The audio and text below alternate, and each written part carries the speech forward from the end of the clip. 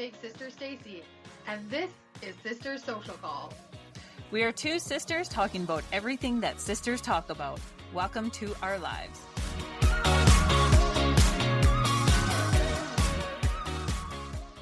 Well, hey, sissy. Hi, sister. How are you? Happy first episode of season 2. Right, here we are, season 2. And well, I couldn't use a sister social call more than tonight. So I'm thankful we're having a sister social call. Yes. Last year on our first episode, I talked about wearing my yellow blazer to record because when I wear my yellow blazer, it means I'm getting down to business. But tonight, we are starting our second season wearing our brand new merch. I got this for Krissy for Christmas. I made us matching sweatshirts. Anyways, we are seriously aspiring to have our own merch line this year. So reach out to us if this is something that you guys would also be interested in. So we could get like a pre-order form going on and get a list compiled. And then if we have so many people, we can do in a big order. Something like that. Absolutely. Anyways, not only are we celebrating the start of our second season, today, the day that we're recording, we are celebrating actually a much more significant milestone. Today is Krissy's 3rd anniversary of her being sober, no longer drinking. So sis, big congratulations to you today. Thank you.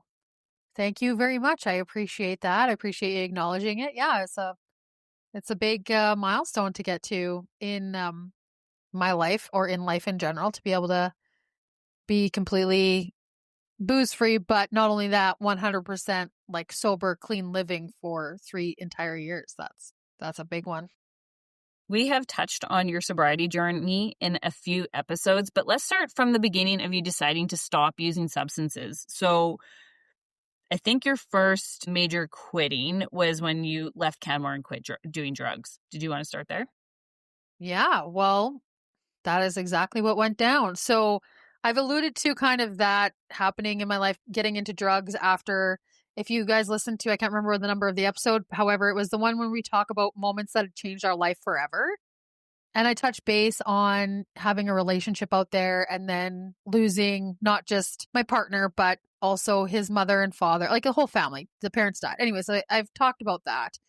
I was so heartbroken. There's like a pain that I've never felt before. And I was just kind of going through life just in this haze and, partying, because that's what we did. We were young. We were in our 20s. And yeah, a girl that I worked with at Boston Pizza, we went out to, I'll never forget. I probably have a picture actually from this night. We went out to this place called Legends, and it was the karaoke bar in Canmore at the time. And she offered me a line of cocaine, and I will never forget that day. It changed my life forever doing that. So, they always say to you when you're young, doing drugs one time, you can be hooked. Well, that was it for me. As soon as I did that one line of coke, I knew that was what, for the first time, and I don't know how long it was since I felt this heartache, so I can't remember the time frame. Honestly, it's a little bit blurry, as you would know if you've ever been somebody who's excessively used any type of substance. But yeah, I did that line of coke, and then the rest is kind of history. I can't even really pinpoint the amount of time, but I think it was a couple years, few years maybe, where I went down a really deep, dark hole of just doing, I never, like, did a lot of cocaine, a lot of ecstasy, MDMA, mushrooms, weed. I never really did anything crazier than that, I don't think. Those were kind of the ones that I got to. However, cocaine was my drug of choice and I loved it.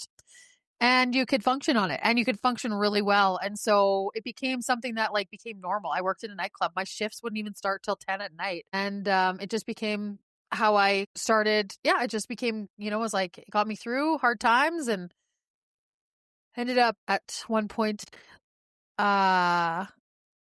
living with a drug dealer. That pretty much solidified that addiction, put that into overdrive. And I mean, we were young and we were in our 20s, and I'm really thankful that happened then.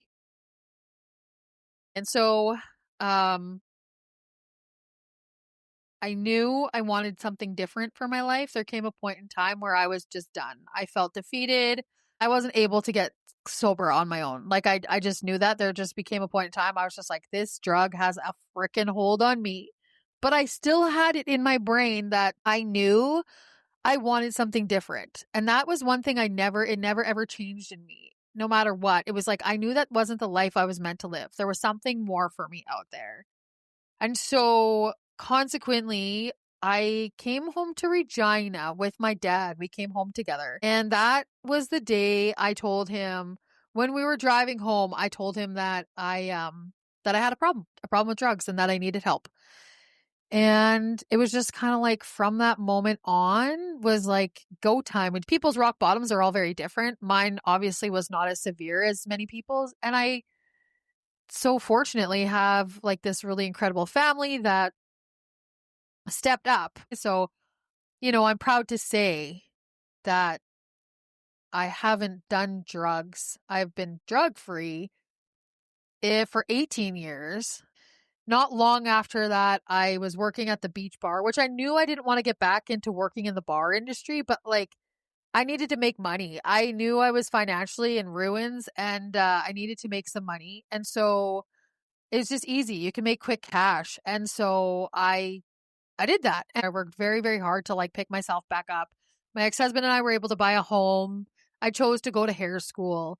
All the while though, still working in the bar industry. I wasn't like ever like a super crazy huge drinker, but I like to have some drinks. And that was always kind of my thing too, where I loved to drink red wine. I love to eat snacks, drink red wine, eat snacks, and hang out with my pals and visit. And when you have an addictive personality, that's all a very slippery slope, and I started to just live such a different life. I started to really start to focus on myself and the person that I wanted to become and the person that I knew that I was. And just, I was doing some of that, but all the while still having drinks and having good times and whatever. But I always knew it was too much. Like when you're drinking 4 out of the 7 nights of the week, now that I look back on it, during the time that it was happening, it's just like, well, it's kind of the culture in the small town. That's just what happens, you know. But then what really kind of wound that in is so like life kind of carries on, do whatever. Everything's pretty chill. Get a divorce. That happens. You go kind of hog wild, like single Krista living, having a good time. What do you do? It's easier just to drink and whatever. And anyway, so fast forward, live single, whatever, then I meet Mark. And just a couple months after I met Mark, COVID-19 happened. And I had to close my hair salon down for 2 months. So what do you do? Well, me and Mark had just met each other, so we're like, holy shit, this is amazing. We're going to live together kind of for 2 months pretty much, because what else am I going to do? I came back home a little bit, but like that is when I got in the habit of drinking like all the time, because all I had was nothing but time. And I'm scared. My hair salon just closed down. I don't know what's happening. I have no fucking clue what's going on. There's like, you're just trying to exist and hope that you don't even know. You're just like, okay, well, I'm just going to go with the flow and whatever happens, happens. But right now, I think I'm so stressed. I'm just going to like drink and do like, and it was not in any like really terrible way. And so after COVID happened, that's kind of when like the drinking kind of just carried on. Anyhow, so yeah, up until about 3 years ago, kind of things were getting a little bit crazy where it was like I found myself drinking. I couldn't wait to get to the farm Friday night because I couldn't wait to have my glass of wine. So I'd buzz out there and we'd have wine on Friday and then do farm stuff Saturday, and then Saturday happy hour, and then Sunday happy hour, and then Monday happy hour. And I was finding myself staying at the farm until Tuesday morning so that I could have a couple drinks on Monday night and then be able to drive to work. It wasn't like I would drink a ton, but it was like I always had a few, get a good wine buzz on. And so that was happening. And then I just was like, this is a bad habit, as I said. Like, this is not good.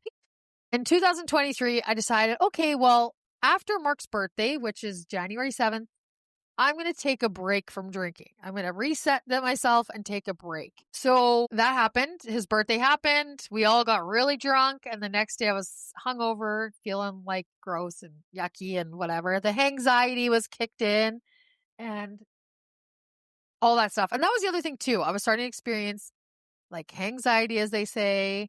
You feel really guilty. What did I say? I was also starting to be a bit of a bitch when I was drinking. Like, not nice. And that's not good either. Like, there was all these things that were like, this is not the road I want to go down. So yeah, I felt like crap. And I was like, no, I'm going to I think the original was that I was going to not drink for 100 days. That was how it started. And then lo and behold, that very first weekend, so that was the 8th, and it was the 13th of January, I start to get sick. And I am sick. Like, I have a fever and I can't break it. Like, it's very rare that I am sick. And so I think it was 4 or 5 days had gone by and I had this fever. I could not stop sweating. It didn't feel like I had the flu. What felt like to me was that I had this infection going on. So anyways, Mark's in a curling bonspiel and I call him because I have asthma and I could feel whatever sickness I had was going from like my body into my lungs and I was starting to have a hard time breathing. So I got a hold of him. I said, I think when you get home, you're going to have to take me to the hospital. So he took me to the hospital and ended up in the ice. They ended up having to take me to Regina in an ambulance because I ended up in the ICU and I was in respiratory failure. And so once I got that sick, I was like, holy shit, I need to take care of myself. Like, I need to focus 100% of my energy on like being well and getting better and taking care of this body of mine. I'm 40 years old. I was so scared because I've never been like that. And they were going to put me on a ventilator. Anyways, so that really propelled me into this sober journey. It was while I was laying in the prone position in the ICU, I was just praying to God that I could get better. And I was like, I swear to God, I will not trash my body any longer. Like, this is it. I will make it my mission to treat my body like so well and so kindly. And I just knew, I was like, I just have to get better. And then I will do whatever it takes. So I knew I was never probably ever like, I was like, I was not going to drink for a long time. That was like, I'm just like, I'm not drinking till I feel totally better. And then once I got to the 6-month mark, I was like, wow, I think I'm going to go a year. If I've done 6 months, like, why not go a year? Up until 7 months in, it was still a little bit of a challenge for me being around, I didn't really want to go out to a lot of social settings where there was going to be lots of drinking and I just wasn't super into it. But at the 7-month mark, we went to do a cooking class. Is that when you surprised us? No, that was Dad's birthday. That was Dad's birthday. You were there though, right? Or no? Yeah, for Dad's Okay, birthday cooking class. Yeah, it was Dad's birthday cooking class. Yeah. And that was the 7-month mark. And we went to that cooking class at the Schoolhouse Cooking School. Stacey's friend Amy owns that. That was the very first time I experienced true fun sober. Like, I felt we had fun, we laughed. I didn't have to worry about how I was getting back to the farm after. It was so good. And I thought to myself, I just want to experience the rest of my life like this. Like, it just felt so good to just have that real, true fun and to feel that joy and happiness, just really, truly feel it. And I just remember driving back to the farm after that and just being like, this is it. Like, this is what this is how I want to live. Like, this is the feeling I want to have. This is how I want to live the rest of my life. Like, I want to feel this good all the time. And got to the 1 year mark And I knew I would never, ever touch a sip of alcohol again. I was like, no, I never will because this feels too good. So, yeah, 3 years ago today was the day I changed my life forever for the better. Like, so many good things have happened since I chose to do that. We'll talk about that in a second, but I have a question because you didn't really talk about it, but you also were a smoker. So you drug user, smoker, and using alcohol. Of those, which one do you think was your hardest habit substance that you had to kick? I would say probably smoking because it was an on again, off again thing. I was always like, I'm going to quit. And then I'd not smoke for a couple days and then I'd start again. And then that went on for quite a few years. And I smoked for so long. The first cigarette I ever had was when I was 12. And I quit 8 or 9 years ago. So I think that one was the hardest one. And then next would be cocaine. I loved that stuff. That I would say would be like the next hardest for sure. Cause I just knew that was just it just made me feel so good when I was in such a bad state in my life that really was the only thing that was really numbing me out. That was really, really hard. It would just be like a battle every day. Like, hey, today I'm not going to do that anymore. And then it'd be like, fuck, I had one line, might as well buy it back. So that was really, really hard as well. But I'm very stubborn. And so once I make my mind up, that's the end of it. Like I just know, like people are like, but you're so young. Like, how do you know you'll never drink again? Because I know I've never felt this good in my life before. No matter what drugs or alcohol or anything I've ever done, I've never felt as good as I feel now. Well, congratulations, Sissy, again. It's an incredible milestone to be like sober, completely sober for the last 3 years. But like it's been a journey through all of, the different substance use. But this is really, it's for sure a new book of life, one that's not influenced by drugs and alcohol.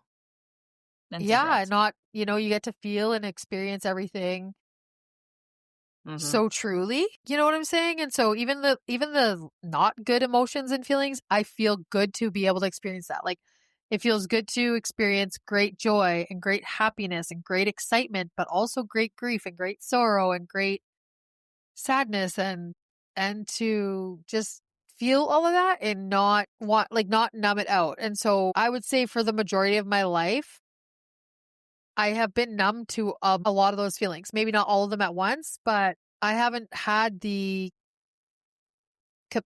not capacity, but I haven't because I was using different substances, I've not ever had the opportunity to really truly experience all of that. I mean, I started smoking weed in grade 8. I had my first joint. And then drinking probably same thing. I remember drinking Rockaberry coolers in the playground at school. So, I mean, my whole life there's always been a little something that's kind of dulled all that down, And so it's crazy at 40 years old. It's like, wow, this is what it feels like to just truly live and experience all of the things, that life has to offer for truly what it is. Oh, it still is amazing to me.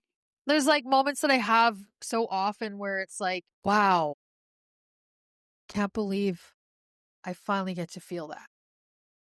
Your experience is actually part of a much broader trend that people are being sober curious. The science is coming out that it's really unhealthy to drink as much as we think it's casual, like a couple of drinks after work, but it's actually incredibly dangerous. And so,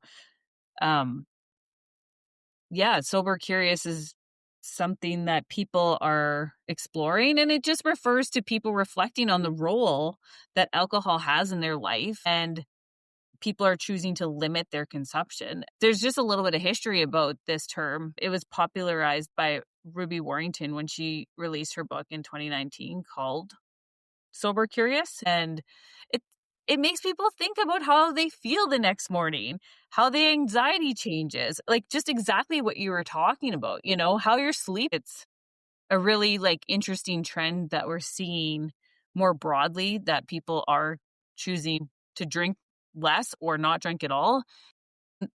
the marketplace is also reflecting that change where like the mocktails that you can get now are just so good. Like they're Oh yeah, delightful and so much. Like wine's got a ways to go sure for does. the alkalized, but I mean, and beer, and you know how much I love craft beer, but you know, it's starting to come along too with Yeah, really good non-alcoholic options. But anyhow, yeah. It's we know that this month, like of January, people participate in dry January. Do you want to speak to a little bit about dry January? okay. Well, I mean, I'm all for dry January. I think it's awesome. Dry any month, but dry January I think is a really great way to kind of kickstart your year. It's kind of become a cultural reset button. So for some people, it's a detox after the holidays. You know, you've been really getting at her and going crazy and then you feel kind of like garbage and you just need that little bit of a reset. And for others, it's the first time they've gone 30 days without drinking since ever, like since whenever, you know? And so it's an opportunity for them to check in and just, you know, to do a little self-assessment and evaluate or just to have a reboot. Hmm. So for some people, dry January is uncomfortable in a way they didn't expect, not because they're physically dependent, but because alcohol was woven into their identity, routines, and social life. Dry January doesn't have to lead to a lifelong sobriety, but for many, it opens a door they didn't even know existed. And I truly think it's like sometimes just those months, even for me, it was just when decided to quit drinking. It was just going to be a short term thing, right? Like I just never really thought that I would not drink again. And then even just taking that short little time frame off, I started to realize, well, like, holy,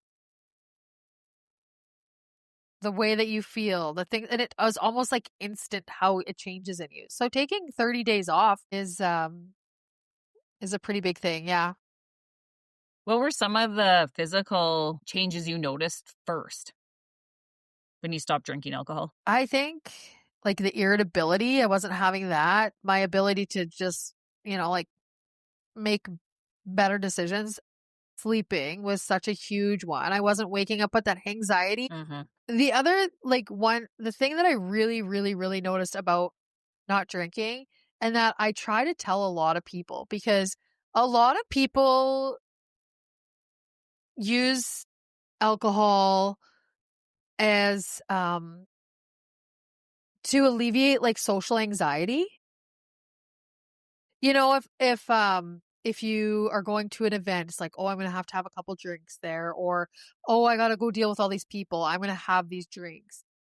People will use alcohol as like, to get over that hump of social anxiety. And the one thing that I really totally noticed is that it is the cause of your social anxiety. I have not felt that social anxiety, not one time since like the next day like after I decided to quit drinking. I have not ever felt that. I feel confidence because I have accomplished something huge. So I feel confident whenever I go into a social setting. I have complete control over everything that's going on. I have control over when I leave a situation, how I'm going to get home because I can drive. I know exactly what I'm saying. I know exactly I will remember everything I say. So that social it's like one of the most instant things was that, and I recognize it cuz I just never ever ever feel that. Like when people are like, "Oh, I'm just so anxious when I go do that." I can almost guarantee you you will not feel anxious. Your anxiety that you have will likely, if not be totally gone, be reduced by like 50%, if not 100. That is the one thing that is just like, oh my God, like that's a one thing. It's like I would feel not super anxious that it would be debilitating, but you'd go into settings, you're like, oh my gosh, I'm nervous about going here or going there. And now I don't have that feeling ever. It's Mm-hmm. crazy how significant that change is. And I know lots of people, that do, they say they have that social anxiety. I believe so strongly it is alcohol that causes that, even though in the moment it makes you feel like loosened up, whatever. But when you get over that hump, oh, it's so good. It's so good. Mm-hmm. So Well, And if anybody is listening to this and has any questions or feels they have any, or they are sober curious, or they're in the hole themselves and need somebody to talk to, of course, you always know you can reach out to Stacey and I 100 anytime. We're here for you guys. Yeah. One more question for Okay. you. What do you think, or in your opinion, what was the greatest gift you've gotten since stopping drinking? Oh my God, that's just like my life. I feel I'm finally living my my truth and the person that I have always wanted to be, or I've known I am. I finally feel I'm living that life. Like I feel that my morals, values, and beliefs, I feel like everything just aligns together.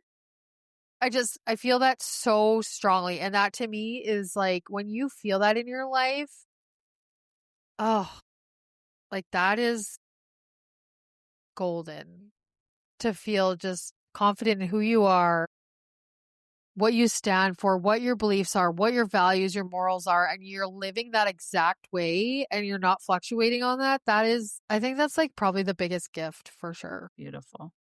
Well said, Sissy.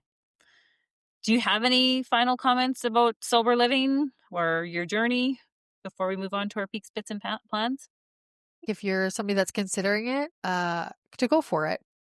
You owe it to yourself. And there's a lot of helpful people, programs out there for you. I was not somebody who did the Alcoholics Anonymous route or Narcotics Anonymous route. I've not done that. However, I have many friends and clients who do the 12-step programs, and they have been extremely successful with it. So there's a lot of opportunity for being able to change your life. And if you want to, you should go for it. You won't regret it. I promise. Awesome. Thank you, Sissy, it's quite inspirational, your journey that you've been on. Well, thank you. Thank you very much. Yeah. I used to think about things in a sense of like, oh, this happened to me and that happened to me. And now I really shifted to thinking about, holy fuck, I got myself out of that shit. And to like not be a victim and to just fucking rock it and own it. Like, it's just like, yeah, I did that shit. I'm proud of myself. Like, it feels good. Like, I look at it that way now. It's like, yeah, that's impressive. Because it is. I know it's cliche, but it has absolutely made me the person that I am. And it is like Christine would say, like those things give you your superpowers. And I absolutely 100% agree with it. Like, it really truly does. That there's just, I would not be me today if I hadn't went through everything that I went through and experienced all the things that I experienced. So I wouldn't change it for the world. And I mean, there's a lot of dark days there, but there's a lot of really positive things to celebrate. So today we are celebrating 3 entire years of 100% clean, sober living. Yeah, it's amazing. Alrighty, let's move on to our peaks, pits, and plans, Sissy. So pits. I'm just going to use Krissy's language. Life is really lifing right now. We are in the rumble of it. When we can share more, we will. But for right now, as we've always promised ourselves, and that when we're really in the weeds of things, that we will just get through it and then talk about it afterwards. Peaks. Well, despite the weeds of life right now, I have so many peaks. Oh, I good. started my jewelry making class this week. It's a 3-week class, so this is exciting. I have formed, I think, 4 pendants and 2 sets of earrings, maybe 3, that I was getting fired this week, so that was really fun. We started the walking challenge. Okay, walkers in the Motion is Lotion group. You have started the year off strong, so I'm excited to see how the motivation continues throughout the year. I know we're only 8 days in, and we have some very impressive numbers in the first 8 days of the year. So kudos to all of you. last weekend I started a puzzle. Well, I started and finished a puzzle. It was so good. And I went to the hot springs a couple times. That was great as always. And I'm always very excited to go to my mailbox and find quiet mail. And I did this week. So I was very excited to get mail from you and Laura Lee again this week. They're just such a beautifully curated item. So that was really fun. So yeah, overall, like, despite life is really rumbling, had a pretty damn good week. Plans to be determined. So yeah, that's pretty much it for me, Sissy. What about you? Okay, so Pits, yeah, Stacey, she touched on our being in the rumble of life, and we're in the thick again. We're in the thick. So otherwise, I don't have any other pits. Could you imagine if we had any more? If you had any more? Fuck. Yeah, where there's no room for any more pits in this week, but There's no room. There's no room. We're maxed out. But my peaks, I didn't have a chance to write these down because, well, the last 2 days have been a little bit wild for me. But I went for brunch with my girlfriend Kelly to Smitty's on Sunday. That's our old haunt when we were young little gals in school. So we went there for breakfast. That was really great. And then I hung out with Mom. What the hell did we even do? Oh, I took her to Costco. She needed a Costco run. So I took her there, helped her with all her Costco shit. I needed to grab a couple things, so I got a couple things while I was there. Did that. And, our women's group started back up on Monday. So I'm going to be totally honest. I think I've had a lot of things going on in my life. And so the last group we did together, I was feeling a little disconnected from the emergence group, but I had a little pep talk and, with Christine and just like had a little session with her. And, I was like, okay, I needed that. I'm feeling really excited. So that started again on Monday. And I'm very excited for it. We had a really great first session. We did this meditation, it was so good. So I'm really looking forward to it and looking forward to being with the women. And I had a bit of a revelation at this point in time. So I've lost a lot of trust in women around me. I've lost a lot of friendships. I think even unfortunately, there was some trust that I lost in women just from, my relationship with my mother. My relationship with my mom is 100% better, but there were some things that have happened when we were young, and unfortunately that was a thing. So I realized with the women's group is that I was maybe starting to feel like this was the point in time where I would leave the relationship or like back away because I didn't want to get too close and because I'm afraid of being hurt. And so I think that was maybe what was going on with me with the not wanting to continue on. It was like, okay, yep, I'm good enough. Like I'm close enough to all these women. That's good. And that's where I'm comfortable. I think that was kind of what was happening. And I just didn't really want to it was like just a safety thing for me. And so I decided this is because when I was it was like, what's going on? Why am I not wanting to participate in this? Kind of thing. Because I have loved every minute of it. I love every single woman that's a part of it. So I just had to do a little deep diving into it. And then I had some revelations, I guess. And then consequently, I was like, okay, well, this is exactly what you need to do to work through that and to get past that and to just trust. And that's one of my words for the year, actually. We got to talk about that soon. But I'm just learning to trust, trust in relationships with the right women, trust in myself, anyways. So I'm back at her till April. It's every second Monday. I'm super pumped about it. It was great. Super high peak for me. And again, motion is lotion, which I don't even think we've actually totally had this on here, but we started a 1,000-kilometer walking challenge for 2026. It's not too late if there's anybody listening that wants to get in on it. Whoa. You started the motion is lotion group. I started the motion is lotion. It's my second year. Last year, me and 7 girlfriends, we decided to, we were all talking about what we wanted to do for 2025. And my suggestion was 1,000 kilometers in 2025.